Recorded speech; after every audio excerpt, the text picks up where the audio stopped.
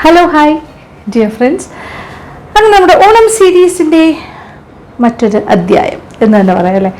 അപ്പോൾ ഇന്ന് നമ്മുടെ ഓണപ്പായസത്തിലേക്ക് ഞാൻ കടക്കുകയാണ്. ഓണപ്പായസങ്ങളിൽ ഏറ്റവും പ്രഥമൻ ആരാണ്? പ്രഥമ സ്ഥാനം അടപ്രഥമൻ എന്ന് തന്നെയല്ലേ പറയുന്നത് ആദ്യം വരുന്നത്. അപ്പോൾ അത് നമ്മൾ ഓൾറെഡി എളുപ്പത്തിനുള്ള അടപ്രഥമൻ എങ്ങനെയാണെന്നുള്ളതെല്ലാം ഞാൻ ഇതിന് മുന്നേ കാണിച്ചു കഴിഞ്ഞു. നമ്മുടെ മറ്റ് ഓണം സീരീസിലൂടെ അത് കണ്ടു കഴിഞ്ഞു. അപ്പോൾ പിന്നെ കടലപ്രഥമനും ഞാൻ ഉണ്ടാക്കി കാണിച്ചു. അപ്പോൾ ഞാൻ വിചാരിച്ചു ഇപ്രാവശ്യം ചെറുപരിപ്പ് പ്രഥമൻ ആകാം. അതായത് ട്രഡീഷണൽ ആയിട്ടുള്ള പായസമാണ് നമ്മൾ എപ്പോഴും മുൻഗണന കൊടുക്കുന്നത്. അപ്പോൾ ഇന്നോവേറ്റീവായിട്ട് എന്താ പറയുക, നമുക്ക് കുറേ ഇംപ്രവൈസ് ചെയ്തിട്ടും ഇന്നോവേറ്റീവായിട്ടും പുതിയ കണ്ടുപിടുത്തങ്ങളിലൂടെയും ധാരാളം പായസം ഉണ്ടാക്കാം. എങ്കിലും ഒരു പായസം എപ്പോഴും ട്രഡീഷണൽ ആയിക്കോട്ടെ. അപ്പോൾ ചെറുപരിപ്പും ഒരുപാട് പേര് ചോദിക്കുന്ന ഒരു പായസമാണ്. അപ്പോൾ ഇതിപ്പോൾ അളവെന്ന് പറഞ്ഞാൽ ഇതെല്ലാം നമ്മുടെ കേറ്ററിങ്ങിന് സദ്യയൊക്കെ ഉണ്ടാക്കുന്ന കാര്യങ്ങൾ തന്നെയാണ്.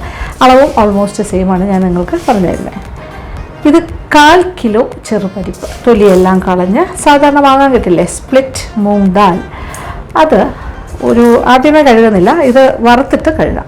അപ്പോൾ ഇതൊരു 1.25 കപ്പ് വരും. കപ്പളവാണെങ്കിൽ 240 ml കപ്പിൻ്റെ അളവിന് 1 കപ്പും പിന്നെ ഒരു 1/4 കപ്പും 1.25 കപ്പ്.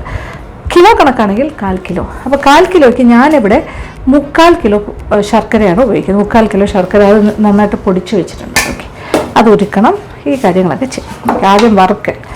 ഇതൊന്നും വറുക്കാം. എണ്ണ അങ്ങനത്തെ കാര്യം നെയ്യൊന്നും വേണ്ട, ഡ്രൈ ഫ്രൈ.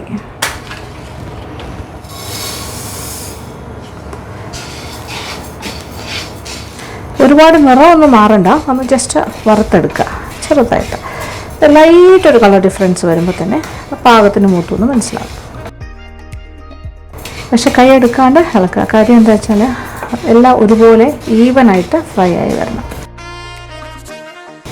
അപ്പോൾ തീ അത്യാവശ്യം മീഡിയം ഹൈയിൽ തന്നെ കിട്ടുള്ളൂ. കാര്യം നമ്മൾ കണ്ടിന്യൂസ് കോൺസ്റ്റൻറ്റ് സ്റ്റെയറിംഗ് ആണല്ലോ. അപ്പോൾ നന്നായിട്ട് കൈ എടുക്കാൻ ഇളക്കുമല്ലേ, അതുകൊണ്ട് കരിയും അങ്ങനെയൊന്നും പേടിക്കണ്ട. ഓക്കെ, ഇതാണ് പാകം. ഓക്കെ, ചെറുതായി നിറം മാറാൻ തുടങ്ങുന്ന ഈ ഒരു സ്റ്റേജ്. ഓക്കെ, മതി, ഇത്ര ആവശ്യമുള്ളൂ. പാകത്തിന് മൂത്തൊരു മണവും വരുന്നുണ്ട്. ഇനി ഞാൻ പാത്രത്തിൽ വെക്കണ്ട, കാര്യം അതിന് നല്ല ചൂടല്ലേ. അപ്പം തിരിച്ച് നമ്മൾ വേറൊരു പാത്രത്തിൽ. ഇനി ഇത് കഴുകാം, നന്നായിട്ട് കഴുകിയെടുക്കാം. അപ്പോൾ നന്നായിട്ട് കഴുകിയെടുത്തു. ഇനി നമുക്ക് കുക്കറിലേക്ക് മാറ്റാം. ഇനി ഇതിലേക്ക് നമ്മളൊരു 2.5 കപ്പ് വെള്ളം ഒഴിച്ചിട്ട് വേവിക്കാം. അപ്പോൾ ഫസ്റ്റ് വിസിൽ കഴിഞ്ഞിട്ട് തീ ഒരല്പം കുറയ്ക്കുക. എന്നിട്ട് 2 വിസിൽ, പിന്നെ 2 തന്നെ വേണ്ടി വരില്ല, ചിലപ്പോൾ ഒരു വിസിൽ കൊണ്ട് തന്നെ ഇത് വെന്ത് കിട്ടും. ഇപ്പുറത്തെ അടുപ്പിൽ നമുക്ക് ശർക്കരയും ഉരുക്കാം. അപ്പോൾ 3/4 കിലോ ശർക്കരയാണ് ഞാൻ എടുക്കുന്നത്. കുറച്ച് വെള്ളം ഒഴിച്ചിട്ടാണ് ഉരുക്കൽ. ഇത് 1/2 കപ്പ് വെള്ളം ഉരുക്കട്ടെ. ഇത് നമ്മുടെ ശർക്കര നന്നായിട്ട് ഉരുക്കി. അപ്പോൾ തീ ഓഫ് ചെയ്തിടാം. അപ്പോൾ കുറച്ച് കഴിയുമ്പോൾ ഇതിൻ്റെ മുകളിൽ ഇങ്ങനെ ഒരു അഴുക്ക് പോലെ ഒരു പതയെല്ലാം ഇങ്ങനെ ഒന്ന് തിക്കായി വരും. അത് നമ്മൾ സ്പൂൺ കൊണ്ട് മാറ്റിയാൽ മതി. ഞാൻ ഒരുപാട് ബ്ലോഗിൽ നമ്മളങ്ങനെ പായസം ഉണ്ടാക്കുന്ന സമയത്ത് ഞാൻ കാണിച്ചിട്ടുണ്ട്, എങ്കിലും ഒന്നുകൂടി പറയുകയാണ്. ഇതിന് മുന്നേ കണ്ടിട്ടില്ലാത്തവർക്ക് വേണ്ടിയിട്ടാണ്. ഇനി ഇച്ചിരി വെയിറ്റ് ചെയ്താൽ മതി. അതിങ്ങനെ മേളിൽ ആ ഒരു പതയും അഴുക്കും എല്ലാം മേളിലിങ്ങനെ വരും. അപ്പോൾ സ്പൂൺ കൊണ്ട് കോരി മാറ്റും. അപ്പോൾ നോക്കിയാൽ ശർക്കര അല്പം ഒന്ന് തണുത്തപ്പോൾ അമ്മയുള്ള പതയെല്ലാം ഇങ്ങനെ കുറച്ച് നമുക്ക് എടുക്കാൻ പറ്റുന്ന പോലെ റെഡിയായിരിക്കുന്നുണ്ട്. ഈ ഭാഗമാണ് നമ്മൾ എടുത്തു മാറ്റേണ്ടത്. ഇത് അതിൻ്റെ അഴുക്കാണ്.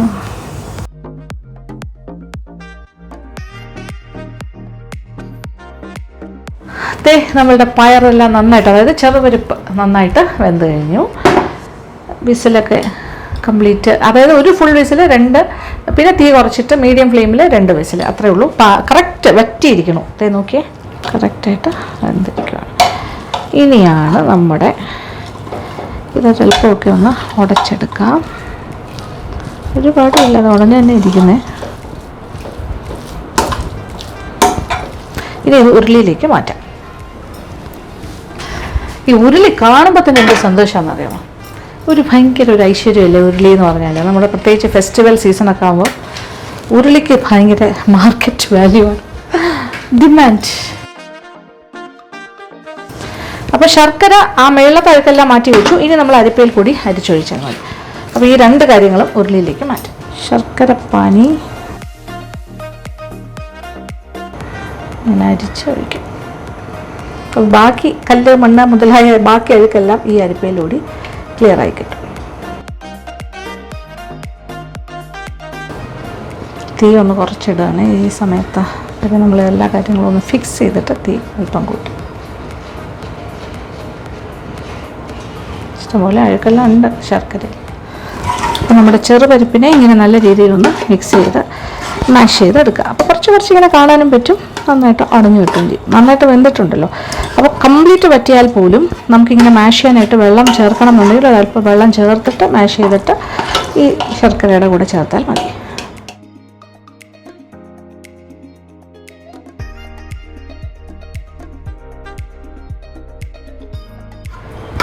ഇനി ഇത് നന്നായിട്ട് യോജിപ്പിക്കാം.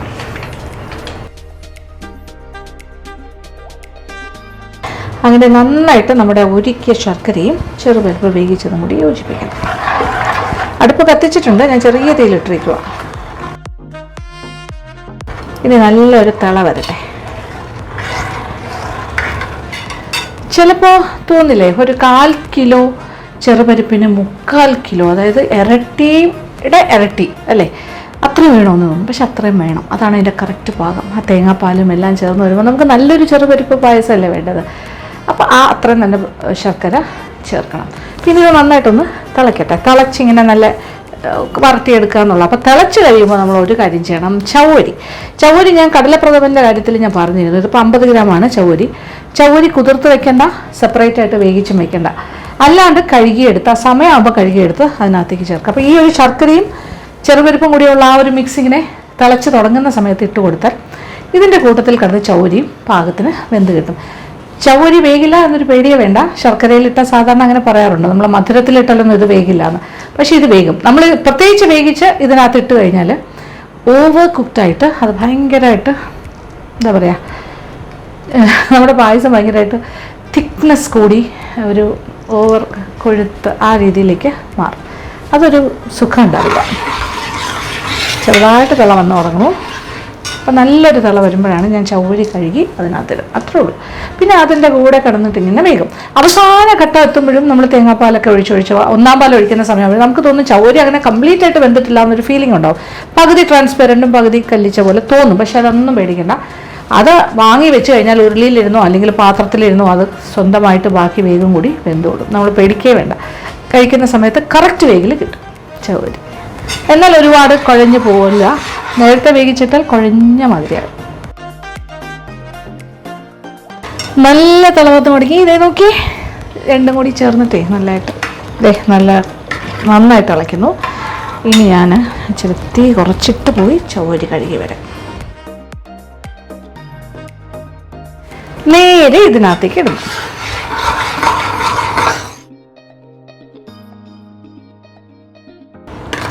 ഒന്നിച്ച് കിടന്ന് വേഗട്ടെ. ഇനി ഇതൊന്ന് വരണ്ട് വരണം. കുറച്ച് വെള്ളമൊക്കെ വറ്റി കുറച്ചുകൂടി ടൈറ്റായി വരും. അപ്പോൾ ഇപ്പോൾ ഇനി കുറച്ച് ഇങ്ങനെ തെറിച്ച് തുടങ്ങും. അതിങ്ങനെ അതിൻ്റെ വാട്ടർ കണ്ടൻറ്റ് ഇങ്ങനെ തെറിക്കൽസ് തുടങ്ങും. കുറച്ച് മാറി നിൽക്കുന്ന എപ്പോഴും നല്ലതാണ് ഈ സമയം. അങ്ങനെ നമ്മളുടെ ചെറുപരിപ്പ് പ്രഥമന് വേണ്ടിയിട്ടുള്ള കാര്യം ആ ഒരു എന്താ പറയുക, നമ്മളിങ്ങനെ വറുത്തിക്കൊണ്ടിരുന്ന കാര്യം പാകത്തിനായിട്ടുണ്ട്. അതായത് അത്യാവശ്യം വെള്ളമൊക്കെ വറ്റി നന്നായിട്ട് യോജിച്ചിട്ടുണ്ട്. ചവ്വരിയെല്ലാം ഒരു ഹാഫ് കുക്ക്ഡായി കഴിഞ്ഞു.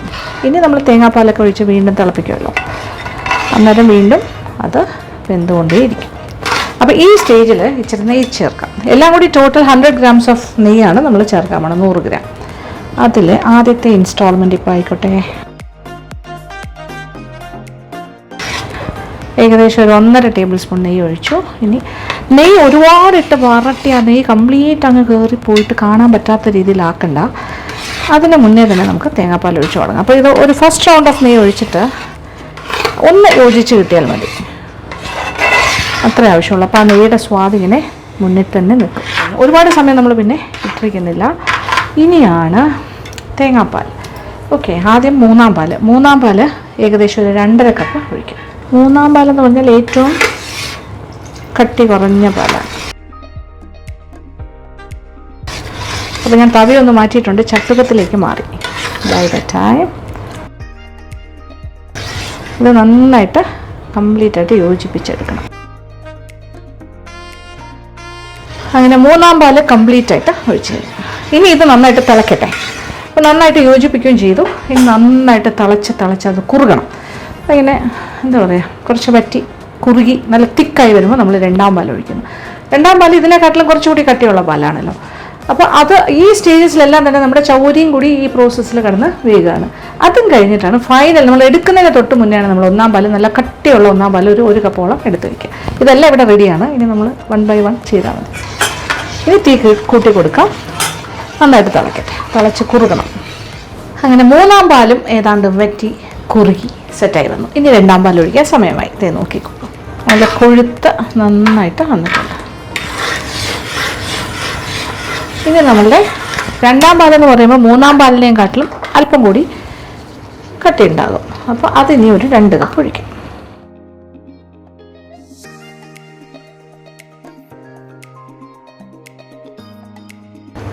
അങ്ങനെ 2-ാം പാൽ ഒഴിച്ചു കഴിഞ്ഞു.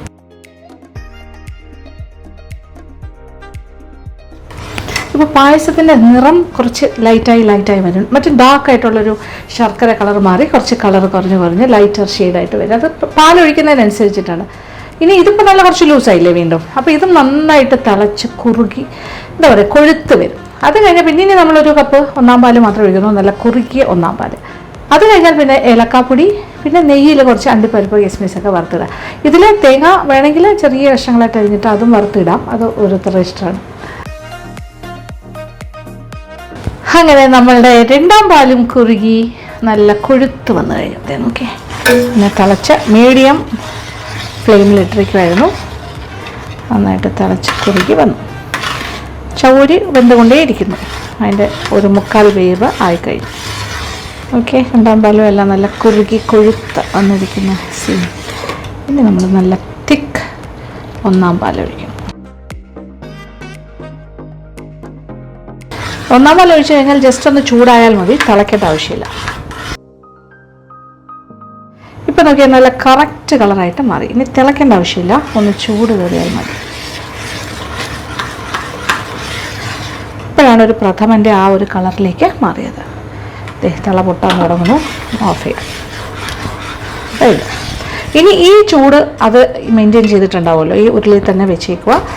അത് കഴിഞ്ഞാൽ നമ്മുടെ ചവ്വരിയുടെ 1/4 ഭാഗം വേഗം കൂടി ഇതിനകത്ത് കിടന്ന് വെന്തോളും. ഓക്കെ, ഞാൻ തീ ഓഫ് ചെയ്തിട്ടു. ഏലക്കാപ്പൊടി ഏതാണ്ട് ഒരു 3/4 ടീസ്പൂൺ ആകാം. 3/4 മുതൽ 1 ടീസ്പൂൺ വരെ ആകാം. നല്ല മണം. ആക്ച്വലി ഇതിൽ ഞാനിപ്പോൾ അണ്ടിപ്പരിപ്പും കിസ്മിസും മാത്രമേ വറുത്തിടുന്നുള്ളൂ. വേണമെന്നുണ്ടെങ്കിൽ നിങ്ങൾക്ക് തേങ്ങയൊക്കെ ചെറുതായിട്ട് അരിഞ്ഞിട്ട് വറുത്തിടാം. പക്ഷെ നമ്മളിവിടെ സാധാരണ കേറ്ററിംഗ് ഒക്കെ ചെയ്യുന്ന സമയത്ത് ഞാനെല്ലാം സത്യം പറഞ്ഞാൽ നമ്മുടെ കല്യാണത്തിന് നമ്മൾ ലാർജ് സ്കെയിലിൽ ഉണ്ടാക്കുന്ന ആ സെയിം മെത്തേഡ് സ്മോൾ സ്കെയിലാക്കിയിട്ടാണ് നിങ്ങളെ കാണിക്കുന്നത്. അപ്പോൾ വീടുകളിൽ ഉണ്ടാക്കുമ്പോഴും ആ ഒരു രുചിയെല്ലാം തന്നെ നമുക്ക് കിട്ടും. നല്ല പെർഫെക്റ്റ് ആയിട്ടുള്ള വേദി. കാര്യം അത്രയും ആൾക്കാർക്ക് വേണ്ടി നമ്മൾ ഉണ്ടാക്കുമ്പോൾ ഏറ്റവും പെർഫെക്റ്റ് ആയിട്ടല്ലേ ചെയ്യാൻ പറ്റുള്ളൂ. എല്ലാവരെയും എന്താ പറയുക, സാറ്റിസ്ഫൈ ചെയ്യണം. അപ്പോൾ അതുപോലെ നമ്മൾ വീട്ടിൽ ചെയ്യുമ്പോഴും പെർഫെക്റ്റ് ആയിട്ട് വരും. അപ്പോൾ ഇതിങ്ങനെ തന്നെ ചെയ്യാം. അപ്പോൾ നമ്മളിങ്ങനെ എത്ര ആൾക്കാർക്ക് ഒരു 1000, 2000, 3000 അല്ലെങ്കിൽ 5000 പേർക്ക് ഉണ്ടാക്കുമ്പോഴും ചൗരി ഈ രീതിയിലാണ് ചെയ്യുന്നത്. പ്രത്യേകം വേവിച്ചിടാറേ ഇല്ല. പക്ഷേ നമുക്ക് ഫൈനലായിട്ട് റിസൾട്ട് നമ്മൾ ഇലയിൽ ഉണ്ണാനിരിക്കുമ്പോൾ പായസം വരുമ്പോൾ എല്ലാ ചൗരിയും വെന്തിട്ടുണ്ട്. അതായത് ഈ ഒരു ചൂടിലങ്ങ് കിടന്നാൽ മതി, ബാക്കി ഫൈനൽ വേഗൽ നടക്കും. ഞാൻ എടുത്തെടുത്ത് എന്താ പറയുന്നത് വെച്ചാൽ, നിങ്ങൾക്ക് എല്ലാവർക്കും സംശയം ഉണ്ടാവും ചൗരി വേഗമോ എന്നുള്ള കാര്യം, വേഗിച്ചിട്ടില്ലെങ്കിൽ. അതുകൊണ്ട് പറയുന്നതേ ഉള്ളൂ. അപ്പോൾ ഇനി ഇച്ചിരി നെയ്യ്. അപ്പോൾ ടോട്ടൽ 100 grams ഓഫ് ഗീ ആണ് വേണ്ടത്. അപ്പോൾ നമ്മൾ വരട്ടിയ സമയത്ത് നമ്മൾ നെയ്യുടെ പകുതി ഭാഗം, ഏകദേശം ഒരു 50 ഗ്രാമോളം നെയ്യ് നമ്മൾ അതിൽ ചേർത്തിട്ടാണ് ജസ്റ്റ് ഒന്ന് വരട്ടിയെടുക്കുന്നത്. അത് കഴിഞ്ഞിട്ട് ഇനിയിപ്പോൾ നമുക്ക് ഒരു 50 ഗ്രാമോളം നെയ്യിൽ ഇത് വറുത്തിടാം.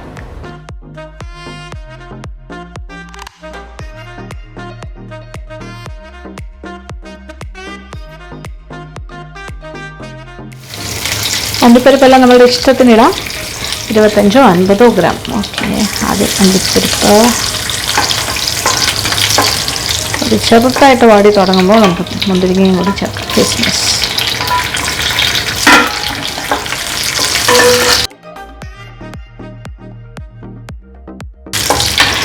നമ്മുടെ പായസം ഇങ്ങനെ റെഡി ആയിരിക്കുവാണ്. അതിൽ ആ ഒരു അലങ്കാരത്തിന് വേണ്ടി അണ്ടിപ്പരിപ്പും കിസ്മിസും വന്ന് വീഴുന്ന ആ ഒരു നിമിഷത്തിന് നല്ല കറക്റ്റ് പാകത്തിന് റെഡി ആയിരിക്കും. മുന്തിരിങ്ങ മുത്ത് തുടങ്ങി എല്ലാം ഓക്കെ. കറക്റ്റ് കളറിൽ ഒപ്പിച്ചെടുക്കും. ഓക്കെ, കറക്റ്റ് അണ്ടിപ്പരിപ്പിൻ്റെ എല്ലാ കളറും മുന്തിരിങ്ങ എല്ലാം പെർഫെക്റ്റ്ലി ഓക്കെ. ആ നെയ്യോടുകൂടി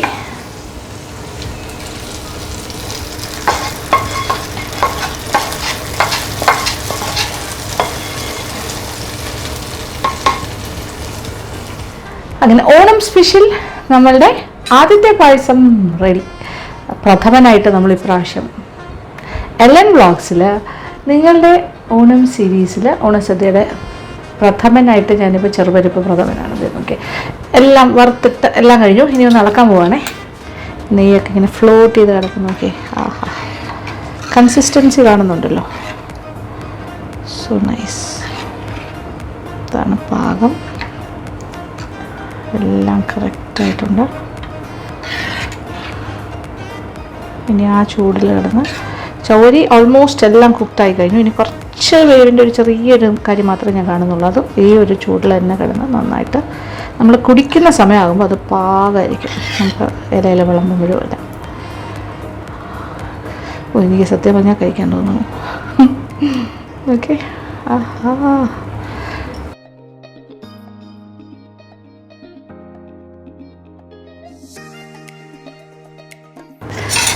അണ്ടിപ്പരിപ്പും കിസ്മിസും കൂടുതൽ വരെ ഇട്ടിട്ടുണ്ട് എൻ്റെ ഈ ചെറിയ പോർഷനിൽ. നല്ല ചൂടെന്ന് പറഞ്ഞാൽ സൂപ്പർ ചൂടാണ്. ഇപ്പോൾ തീ ഓഫ് ചെയ്തിട്ടല്ലേ ഉള്ളൂ. ഒരല്പം ഒന്ന് തണുക്കാനൊക്കെ കൊടുക്കാമല്ലേ സമയം. അതാണ് രീതി.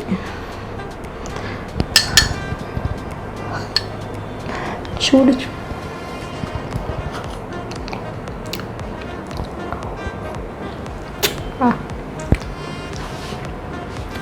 മധുരപ്രിയായ എനിക്ക് പായസം എല്ലാം, ഏത് പായസമാണെങ്കിലും എനിക്കിഷ്ടമാണ്. ചില ആൾക്കാർക്ക് വൈറ്റ് പായസമാണ് കൂടുതൽ ഇഷ്ടം, ബ്ലാക്ക് പായസം ഇഷ്ടമല്ല പറയും. ചിലർക്ക് ശർക്കര പായസം കൂടുതൽ ഇഷ്ടം. എനിക്ക് അങ്ങനെയൊന്നുമില്ല, എല്ലാം ഇഷ്ടമാണ്. പാൽപ്പായസം ഇഷ്ടമാണ്, അല്ലാണ്ട് ശർക്കര വെച്ചിട്ടുള്ള എല്ലാ പ്രഥമനും പായസവും ഒക്കെ ഇഷ്ടം.